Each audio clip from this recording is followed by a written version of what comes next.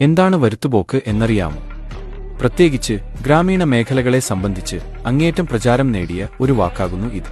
എന്തെന്നാൽ ഭയവും ഭക്തിയും ഒരേ സമയം ജനിപ്പിക്കുന്നു വരുത്തുപോക്ക് എന്നാൽ ദേവതകളുടെ സഞ്ചാരത്തെയാണ് അർത്ഥമാക്കുന്നത്. ഒരു ക്ഷേത്രത്തിൽ നിന്നും മറ്റൊരു ക്ഷേത്രത്തിലേക്കുള്ള ദേവന്റെയോ ദേവിയുടെയോ ഭൂതഗണങ്ങളുടെയോ സഞ്ചാരമാണിത്. ഈ രണ്ടു ക്ഷേത്രങ്ങളും തമ്മിൽ എന്തെങ്കിലും വിധത്തിൽ ഒരു ബന്ധവും ഉണ്ടായിരിക്കും. ദേവതകളുടെ പരസ്പരമുള്ള കൂടിക്കാഴ്ചക്കായുള്ള പോക്കുവരവാണ് ഈ യാത്രയുടെ പ്രത്യേകത. എല്ലായ്പ്പോഴും കൃത്യമായ ഒരു പാത ഉണ്ടായിരിക്കും. അവരുടെ സഞ്ചാരത്തിന് തേരോട്ടവഴിയെന്നും ഈ പാതയെ പറയുന്നു. ചിലപ്പോൾ ആരാധനാമൂർത്തി തന്നെ ആകണമെന്നില്ല. ആത്മാക്കളോ യക്ഷിഗന്ധർവൻ തുടങ്ങിയ അരൂപികളോ ഈ വരുത്തുപോക്കിന് കാരണക്കാരാകാറുണ്ട്.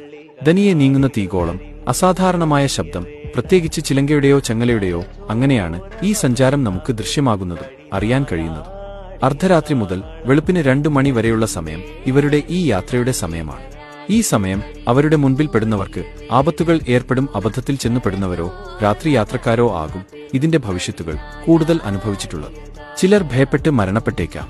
ചിലരെ ആ ശക്തി തന്നെ ഇല്ലാതാക്കിയേക്കാം. ഇടിമിന്നൽ ഏറ്റ പോലെയും വൈദ്യുതാഘാതം ഏറ്റ പോലെ എടുത്തെറിയപ്പെട്ടവരുമുണ്ട്. ഇത്തരം കാഴ്ചകളിൽ മനോനില തെറ്റിയവരുമുണ്ട്. മിക്കവാറും കാവുകളും അമ്പലങ്ങളുമായി ചേർന്ന് കിടക്കുന്ന വഴികളോ പറമ്പുകളോ വരുത്തുപോക്കിന്റെ വീഥിയാകാറാണ് പതിവ്. കുളങ്ങളിലും മറ്റും അസമയത്തെ ശൂന്യതയിലുള്ള വെള്ളത്തിന്റെ കലമ്പൽ ശബ്ദവും കളിച്ചിരിയും ഇവരുടെ നീരാട്ട് നടക്കുന്ന നേരമായി തന്നെ കരുതുന്നു.